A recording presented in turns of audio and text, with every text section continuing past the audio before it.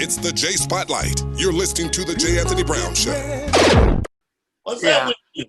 A long time no see. I wish you would call and say hi sometime. You obviously don't give a shit about me during this quarantine, but I've tried to reach out to you to say hello to you, old punk. Okay, well, we have already started the interview. A lot of times people use the phrase, we go way back, but we do go way back. We've done shows together. We've been on the road together. We've hung out in restaurants together. We've been strip club.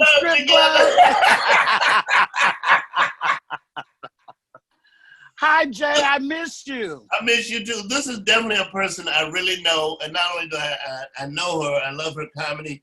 She's performed at my club several times, and she not only performs, she comes, eat my wings, tip everybody, go home, not go on the stage. Luenell, what made you go into comedy? Why comedy? And quick question, what were you doing before you said, I'm not doing this anymore, I'm doing comedy? What were you doing? Wow, I really never had a revelation like that. I really don't know how I ended up here. I was doing... I know that, first of all, how long is this interview? Is this one of 10-minute interviews? Okay. Okay.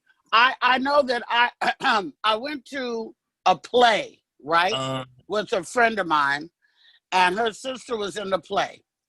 And it was opening night of the play. And so because her sister was in the play, we got to go backstage, right. And I got to, you know how it is in the theaters. I got to see the ropes and the lights and the costumes. You had never seen any of that before? I had never been backstage. I was young. I'm talking about when I was young. This is when I got the bug before. You said what was I doing before comedy? So when I went to this play and I got to go backstage, it was also opening night. And I went to the reception. Everybody was loving on these people. They were taking pictures. They were drinking champagne and eating little finger foods. And I said, I don't know what this is, but I want this. That's when I got the bug, right? So I started doing theater in Oakland, California, at the Oakland Ensemble Theater. Goddamn gardeners, they would come now. I can't hear them. Don't worry about them. I can't hear them. Yeah, we good. Well, they out there trying to look at my window, see what I got on. So after doing theater, I was doing theater in San Francisco at the Lorraine Hansberry and this and that. And a friend of mine had an agent, and he had an audition, and he couldn't go. And he said, well, can I send my friend? And he said, I don't care who you send, just send somebody. We got this appointment time. Well, that would never happen today. But I went to this audition and I got the part. That was in my first movie. So I Married an Axe Murderer with Mike Myers. Oh, I remember that movie, yes. That was my first movie. Then my second movie was The Rock with Sean Connery and Nicolas Cage. That's how I got my Screen Actors card. So I did all that before I ever did stand-up. And I also was the host of several television shows on a television network in Oakland, California, called the Soul Beat Television Network. It was like BET, Black owned, Black operated. Well, that's the difference. But it was like BET back in the day. We played videos.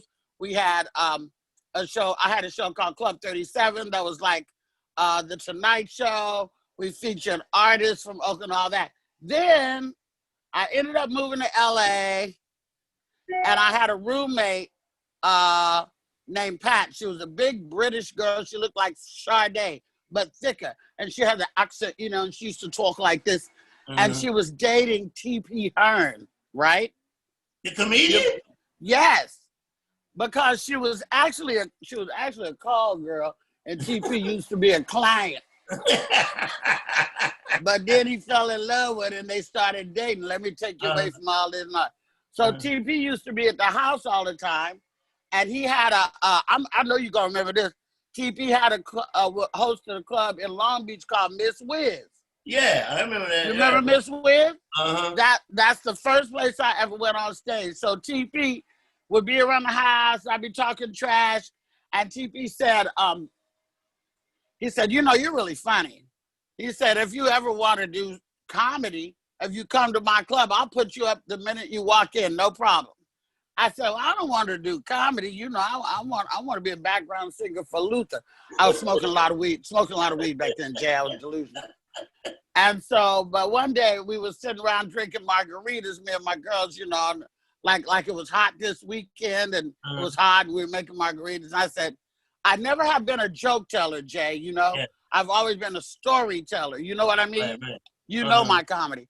So I didn't really have any jokes prepared, but I had a couple of stories that I thought was pretty funny that I would share with the people. I said, well, let's go down to this club and see what's happening. So I went to Miss Wiz, TV scene.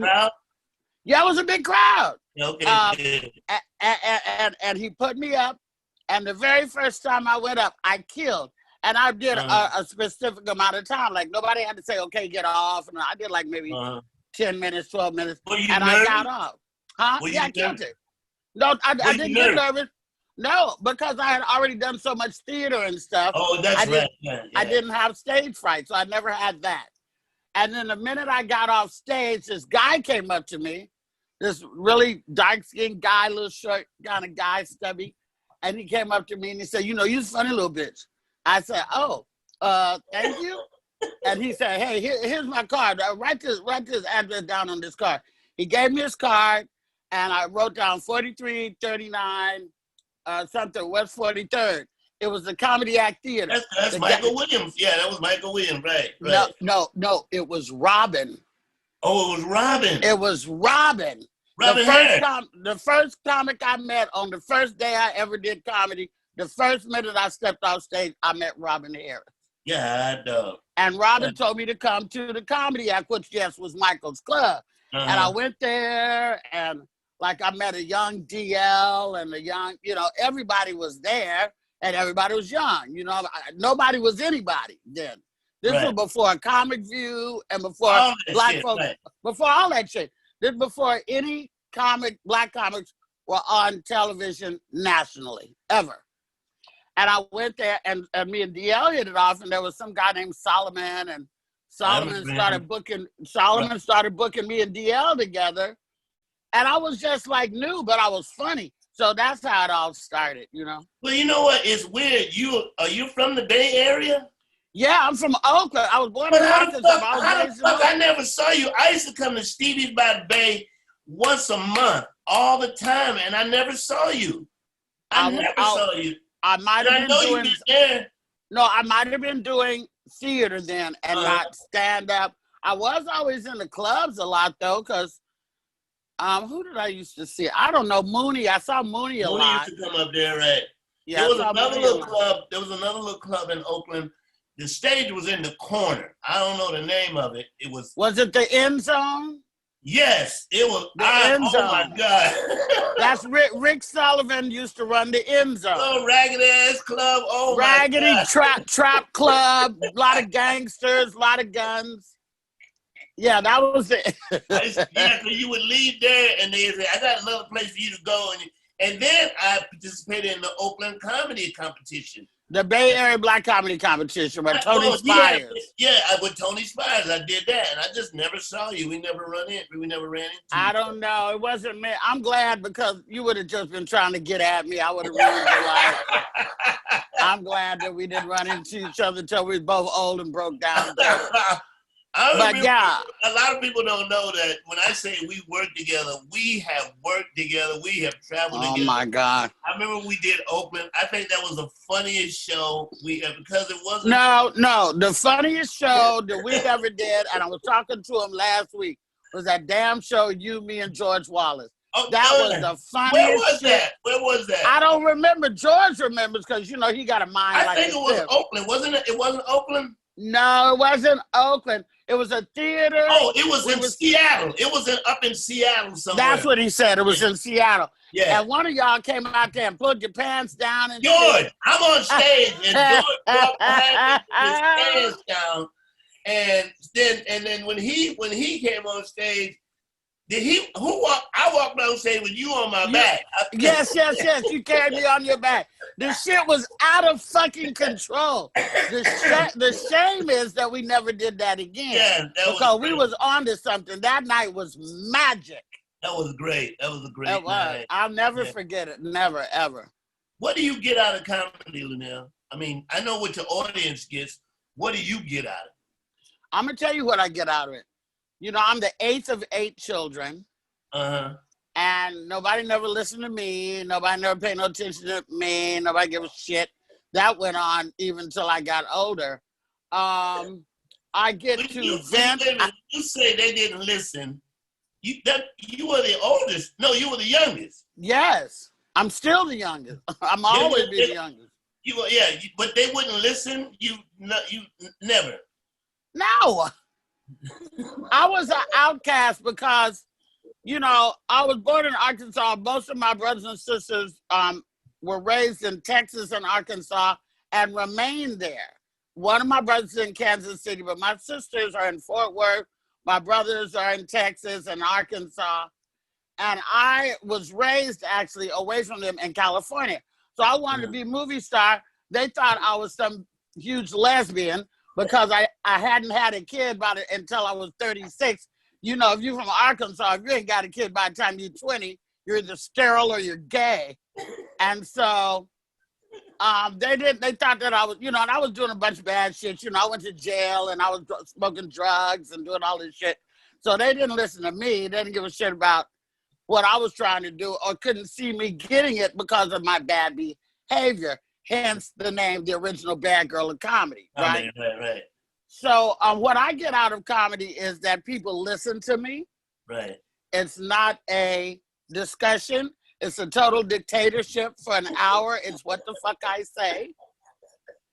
And I get a lot of love from that. Love that I, you know, missed, I think, growing up. Because like I said, I was separated from my brothers and sisters for a long time. Mm-hmm. Were you one of those people that I know I'm going to be successful? Because for me, I never thought about being successful. I really focused on, I really want to just be good. I said, I'm going to be one of the best comics out there. So I know other comics that said, I'm going to get this, I'm going to get this house, I'm going to get that. I never said that. All I said was, I wanted to be one of the best comics that was out there. What was it you said to yourself? I think I just knew that I had something that was different than everybody else. Mm-hmm. Yeah. I knew that I had a very commanding voice, you know, distinctive voice, commanding voice.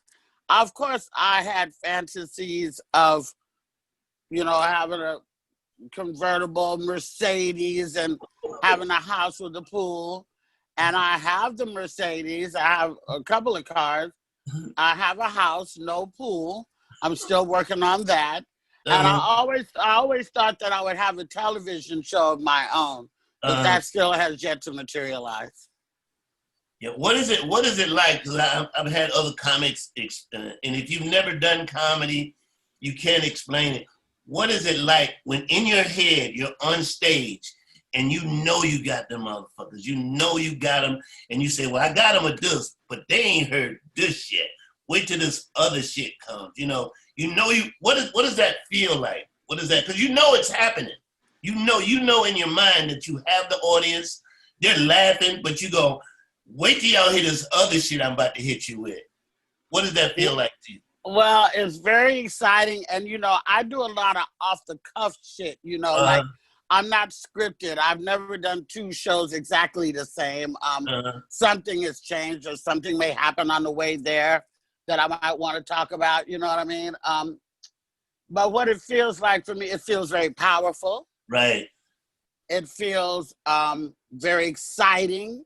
Right. It feels like going down on the roller coaster and going back up, and you know, and it feels it is better than sex, you know, and sex can be very good, but sex don't last no goddamn hour. Shit. I mean, the men I sleep with don't last no hour. So, you know, you got an hour worth of excitement, Yes. And for somebody who, you know, I dare say this and make myself vulnerable, but for somebody who needs attention and love like I do at times, you know, I don't need attention when I'm trying to shove a chili dog in my mouth at the Wiener Schnitzel, but you know, in that genre, for somebody who wants the attention and wants the love, it feels like nothing, like you said, that you can really truly describe. But it's very powerful to go from a room your size to an arena and be able to make everybody laugh all at the same time. By just what you said, you know, we're not doing magic tricks. No, we ain't got no video screen. We ain't got no video screen. We ain't got no dancers. We ain't got none of that. Right. Yeah. I think one of the things about comedy that I've learned as a comedian, number one, I've learned to, in most cases, ignore the motherfucker that ain't laughing. I mean, I used to focus on that, and sometimes it can throw you off of your show, because especially if that person is sitting up front and the people in the back can't see him. I have learned to ignore him or her unless they start heckling me, then, you know, then it's on. But that, because you got this whole audience having a great time, why focus on one motherfucker that probably didn't even want to be there? It has nothing to do with you. He probably didn't want to come, or he's probably with somebody he doesn't want to be with. How have you learned to deal with that? Well, that does take experience, and that does take confidence, because we tend to focus on the, you know, what's wrong with you, or, you know, fuck out of here. But I think that for me, my blessing is that I'm nearsighted and wear glasses, and I can't see nobody no goddamn way, unless you're in the first two rows, you know, and you're jumping up and down in a lime green suit. I can't see you no way. So every show for me is like doing comedy in a closet. I can't see nobody no way, you know, unless they're at your club. At your club, they're down there on stage with you. You know, they're almost on stage with you at your club, which makes it fun, because I'll go sit on that little bar or whatever. I think also with comedy, I have this thing that I said, and maybe other comics have it too. You know, you're having a show, and then all of a sudden you get a gift. What I say is from the comedy god. That person walks in the room, they're dressed so outrageous or so crazy. Oh my God! The audience sees it, and you have to say something. They came late. Yeah, they came late, and you gotta say something. You gotta say something. Sometimes they do it. Sometimes they. Sometimes they do it unintentionally, and they really think they're sharp in their tangerine, you know, gaiters, and their tangerine, you know, suit, or the fat girl in the too tight outfit, you know, with the heels runt over and the big blonde wig looking like Baps, you know. They really sometimes they really think they're clean. Yeah. But that don't matter, because you are now a target, and whether you're in a room with 50 people or whether you're in a room with 5,000 people, everybody is like this. What you gonna say? You see that motherfucker? They be sitting in the seat like, get him out. Yeah. They be like, look, Luenell, look. And I be like, oh goddamn, my uncle. Here come my damn uncle. And you say to yourself, okay, it's one thing to dress like that, but then why are you late? Why the fuck are you late? Well, sometimes they do it on purpose. You know, there used to be a time where pimps used to not want to be seen, and they stay in the background. But now these old pimp-ass niggas in Chicago and in New Orleans and shit like that, they want to be late. They want to make the entrance. They want to be talked about, because for that moment, that day, they become a star too. You know what I mean? Everybody's in the lobby getting a drink at intermission and be like, yo, son, yo, let me take a picture with you, dog. They don't know that they're about to be turned into a meme or some shit like that. Oh my God! Yeah. Did you see yourself doing comedy this long, or did you say to yourself? Did you ever say to yourself, "I'm gonna try this for a while, see how it goes"? And now it's like it's never ending. To me, it's never ending. Oh, it ended. It ended in March, but yeah, but you still doing you doing Zoom and backyard stuff because as comedians we can't stop. Yeah. By the way, you stood me up. You stood me up. I'm glad you brought that up. Might. Luenell, I said I might. Okay, but did you see some of it? Did you see some of it? Yes, I saw you had everybody there. You missed a good time. Yeah, I'll do it next year. I'll do it again next year. Okay. No, because I have to have knee surgery next month. Oh, so that's gonna put me down until like December, with therapy and everything like that. So I won't be doing another one this year. It won't be till next year unless I do a Christmas one. You know what I mean? But you are Zooming from time to time, and you're on the internet. You're on Facebook. Oh yeah, I do. I have my YouTube show. It's called Hey Luenell. It's on YouTube. You guys gotta put in Hey Luenell, HeyLuenell. I do that every Wednesday at 3, but I'm gonna have to do it later today because tomorrow at 3, I'll be working on a big secret project that I already almost fucked off for talking about it. I forgot I signed the NDA, and I got a call from the people. They're like, "Hey, bitch, hey, you got a 13-page non-disclosure, so you wouldn't say shit about this." I'm like, "Oh, damn!"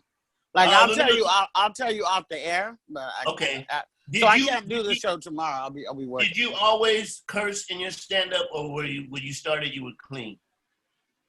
Always curse. Me too. No, I started out clean. I never started off clean. I can do clean because I don't have Tourette's syndrome. It's not like, I have a Bachelor of Arts degree in English literature. I'm very literate. I know how to not cuss. You just turn on the same switch you do when you're talking to the first lady or the pastor or your grandma or something like that. It's automatic. Just like black folks know how to talk in front of white folks, we know how to not cuss. Well, some of us do. But I cuss because I came from a cussing household. I actually learned how to cuss from my stepfather. And that's why I'm so good at it, because there's people who can cuss. It's like speaking another language. Name your top 5 cussers that you respect in the world of comedy cussing, if you had to. Top 5 words or top 5 people? Cussers. People, yeah. Paul Mooney. Paul Mooney, top cusser.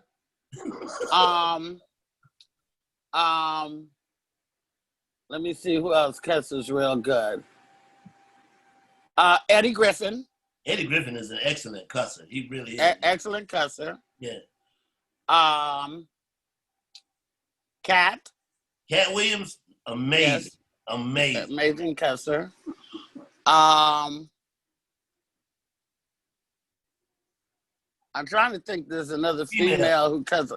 Well, Monique cusses pretty good. Yeah, she is a good cusser. Yeah, she cusses pretty good. She cusses good, but I do think that in her last special, she cussed too much. Well, this is what I was gonna say about cussing. Cussing is like a foreign language.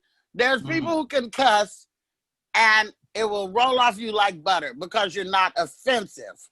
But there's other people who can cuss, and every word they say, you just cringe. So it has to be part of your vernacular, part of your personality. I just said she cusses well. I don't mean she cusses well all the time.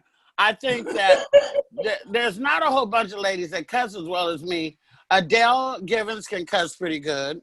Adele's a good cusser, yes. Wanda Sykes doesn't cuss that much. No. Laura doesn't cuss that much, even though she does.